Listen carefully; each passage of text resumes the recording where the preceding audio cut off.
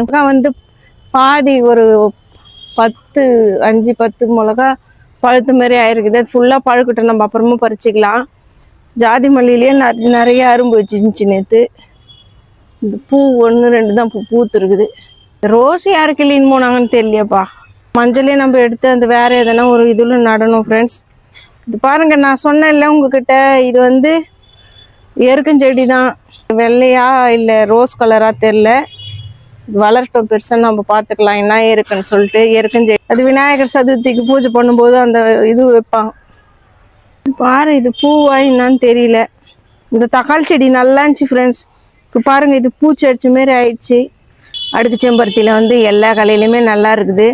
இதுலேயும் அரும்பு வர மாதிரி இருக்குது. அதுலேயும் நிறைய அரும்பு வச்சுருக்குது. இன்னும் பூ பூத்துச்சுன்னா நல்லாயிருக்கும். ரோஸு கிளீன் போயிடுறாங்க. செம்பருத்தி கூட நேற்று அரும்பு பூக்குற மாதிரி இருந்துச்சு. என்ன கிளீன் போயிட்டாங்களா என்னன்னு தெரியல. இதுலேயும் நல்லா இருக்குது. இதில் பாருங்க ஃப்ரெண்ட்ஸ், எத்தனை அரும்பு கொட்டி இருக்குது. 1 2 ஒரு நாளைக்கு எப்படியும் 5 10 அரும்பு கொட்டிடுது. நிறைய அரும்பு வச்சுருக்குது, ஆனால் கொட்டி போயிடுது கீழே. என்ன பண்ணுறதுன்னு ஒன்றுமே புரியல எனக்கு. அரளி செடியில் வந்து நிறைய பூ பூத்துருக்குது ஃப்ரெண்ட்ஸ். பாருங்க, 1 அது ஒரு 2 3 5 7 8 பூ பூத்துருக்குது. எல்லாத்தையும் இல்லாத நேரத்தில், ரோஸ் இல்லாத நேரத்தில் இதுதான் கொஞ்சம் நம்மளுக்கு ஆறுதல் அளிக்கக்கூடிய பூவாக இருக்கிறது. இந்த அரும்பு இன்னும் வரல. இன்றைக்கி நம்ம கார்டனில் இவ்வளோதான் ஃப்ரெண்ட்ஸ். இந்த வீடியோ உங்களுக்கு பிடிச்சிருக்குன்னு நினைக்கிறேன். பிடிச்சிருந்தா நீங்கள் லைக் பண்ணுங்கள், ஷேர் பண்ணுங்கள், கமெண்ட் பண்ணுங்கள், சப்ஸ்கிரைப் பண்ணுங்கள் ஃப்ரெண்ட்ஸ். பாய், தேங்க்யூ.